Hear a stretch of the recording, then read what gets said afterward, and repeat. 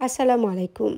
শিশুর ঘন ঘন ডায়রিয়া, পেট খারাপ, বমি, বদহজম কিংবা গ্যাস্ট্রিকের মতো প্রবলেম অথবা দেখা যাচ্ছে যে শিশুর কিন্তু খাবারের একদম রুচি নেই, অনেক বেশি অনীহা প্রকাশ করে, তাহলে আজকে রেসিপিটি ট্রাই করে দেখতে পারেন, কারণ রেসিপিটি কিন্তু একদম ম্যাজিকের মতো কাজ করবে। আর ভিডিওর মধ্যে আমি বেশ কিছু ইনফরমেশন দিয়েছি, তাই চেষ্টা করবেন ভিডিওটি শুরু থেকে শেষ পর্যন্ত দেখার জন্যে।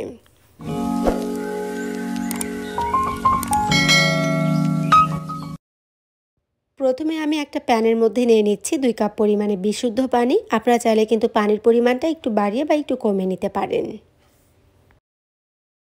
এরপর আমি নিয়ে নিয়েছি 1 টেবিল চামচ পরিমাণে সাগুদানা। তো সাগুদানাগুলোকে আমি বেশ ভালো করে ক্লিন করে তারপর অল্প একটু পানি নিয়ে একটা বাটিতে 15 মিনিট মতো ভিজিয়ে রেখে দিয়েছিলাম। এর ফলে দেখা যাচ্ছে যে এটা রান্না করতে অনেকটা টাইম কম লাগবে। সাগুদানা আমাদের শরীরের তাপমাত্রাকে নিয়ন্ত্রণ করে, এর ফলে কিন্তু আমাদের শরীর বা আমাদের পেটকে অনেকটাই ঠান্ডা রাখে।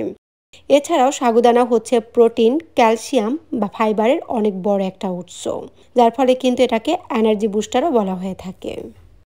সাগুদানা হচ্ছে উচ্চ ক্যালোরি বা কার্বোহাইড্রেট গ্রুপের একটি খাবার, যার ফলে কিন্তু খুব দ্রুতই শিশুদের ওজন বৃদ্ধি করে থাকে।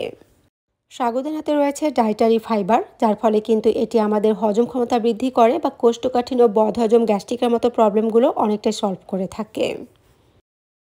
দিয়ে দিচ্ছি 1/4 টেবিল চামচ পরিমাণে কাঁচা জিরা। আর কাঁচা জিরা কিন্তু 4টি কাজ করতে খুবই ভালো কাজ করে থাকে, যেমন হচ্ছে গ্যাস্ট্রিক, অ্যাসিডিটি, কোষ্ঠকাঠিন্য কিংবা বমি বমি যা ভাব রয়েছে সেটা দূর করতে ম্যাজিকের মতো কাজ করে থাকে।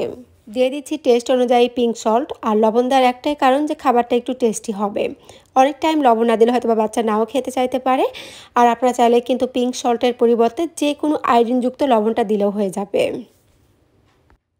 এরপর একটা ঢাকনা দিয়ে ঢেকে মোটামুটি ঘড়ি ধরে 12 মিনিট মতো টাইম নিয়ে আমি এটাকে রান্না করে নেব। অবশ্য মাঝে মাঝে আমি বেশ কয়েকবার নেড়ে দিয়েছিলাম যাতে পাতিলের সাথে লেগে না যায়। অনেক বেবি আছে যাদের আসলে খাবারের প্রতি ভীষণ অরুচি বা অনীহা প্রকাশ করে, ঠিকমতো কোনো খাবারই খেতে চায় না। তারা চাইলে কিন্তু বাচ্চাদেরকে জিরা পানিটাও খাওয়াতে পারেন। এবং শুধুমাত্র জিরা পানি কীভাবে বাসাতে বানাবেন সেটা নিয়েও কিন্তু অলরেডি আমি আমার চ্যানেলে একটা ভিডিও আপলোড করে রেখেছি। আমি চেষ্টা করব সেই ভিডিওর লিঙ্কটা কমেন্টের প্রথমেই পিন করে দিতে, যাতে আপনারা খুব সহজে ভিডিওটাকে খুঁজে পান। তো অলমোস্ট সাগুদানাটা আমার খুব ভালোভাবে রান্না হয়ে গিয়েছে। যেহেতু আগে থেকে সাগুদানাগুলো আমি ভিজে রেখেছিলাম, তাই রান্না করতে একটু টাইম কম লেগেছে। যদি আগে থেকে ভিজে না রাখেন সেক্ষেত্রে হয়তো বা একটু বেশি টাইম লাগতে পারে।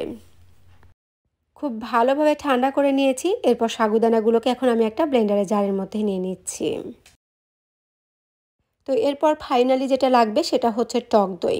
তো এর আগে কিন্তু এই টক দইটার রিভিউ আমি আমার অনেক ভিডিওতে দিয়েছি বা বলেছি যে আমেরিকাতে কিন্তু বাচ্চাদের বয়স 1 বছর হয়ে গেলে তারপর ডক্টররা সাধারণত এই টক দইটা দিয়ে থাকেন। তো আপনারা চাইলে কিন্তু বেবি যে কোনো ইয়োগার্ট ম্যানেজ করতে পারেন, অথবা দেখা যাচ্ছে বাসাতেই টক দইটা বানিয়ে নিতে পারেন। এবং বাসাতেও কীভাবে খুব সহজে জাস্ট একটি ইনগ্রিডিয়েন্টস দিয়ে ঝামেলা ছাড়াই টক দই বানাবেন সেই ভিডিও কিন্তু আমার চ্যানেলে আমি আপলোড করে রেখেছি। এখন আমি 2 টেবিল চামচ পরিমাণে টক দই নিয়ে তারপর সবগুলো ইনগ্রিডিয়েন্টসকে খুব ভালোভাবে ব্লেন্ড করে নেব। হয়তো আমরা অনেকেই জানি যে যে কোনো খাবার খাওয়ার পরে টক দই খেলে বা দই খেলে দেখা যাচ্ছে খাবারটি খুব সহজে হজম হয়। টক দইয়ে থাকা ল্যাকটিক অ্যাসিড কিন্তু বাচ্চাদের কোষ্ঠকাঠিন্যের মতো প্রবলেম দূর করতে বা বাচ্চাদের হজম ক্ষমতা বৃদ্ধি করতে অনেকটা হেল্প করে থাকে। আর আমেরিকান ডক্টররা কিন্তু বাচ্চাদের বয়স 1 বছর হয়ে গেলে তারপর কিন্তু খুব হাইলি সাজেস্ট করে থাকেন বাচ্চাদেরকে টক দইটা খাওয়াতে। এখান থেকে বাচ্চারা যেমন ক্যালসিয়াম পাবে, পাশাপাশি দেখা যাচ্ছে বাচ্চাদের খাবার রুচি অনেকটা বৃদ্ধি পাবে এবং বাচ্চাদের কোষ্ঠকাঠিন্য, পেট ব্যথা, গ্যাস্ট্রিক এটার প্রবলেমগুলো অনেকটা সলভ হয়ে যাবে। যদি মনে হয় যে বাচ্চার মুখের রুচি বা খাবার রুচি অনেকটা কমে গিয়েছে, বাচ্চার ঘন ঘন ডায়রিয়া, পেট ব্যথা, গ্যাস্ট্রিক বা বমির মতো প্রবলেম লেগে আছে, তাহলে আপনারা চাইলে কিন্তু 1 বছরের বড় বাচ্চাদের ক্ষেত্রে রেসিপিটি অবশ্যই ট্রাই করে দেখতে পারেন। বেশ কয়েকদিন কন্টিনিউ করলে দেখবেন অনেকটাই বাচ্চা ইমপ্রুভ হবে। খাবারটি কিন্তু অনেক বেশি ক্যালোরিবহুল বা পুষ্টিকর। রিসেন্ট কিন্তু আমার বাচ্চার একটু ডায়রিয়ার প্রবলেম হয়েছিল, সাথে বমি এবং পেট ব্যথাও ছিল।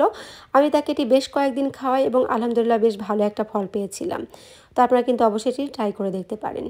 আজকের মতো এই পর্যন্ত। সবাই ভালো থাকবেন এবং বাচ্চাদের নিত্য নতুন বেবি ফুড রেসিপি পেতে চাইলে কিন্তু আমার চ্যানেলটিকে সাবস্ক্রাইব করতে পারেন বা আমার চ্যানেলটিকে ভিজিট করতে পারেন। আল্লাহ হাফেজ।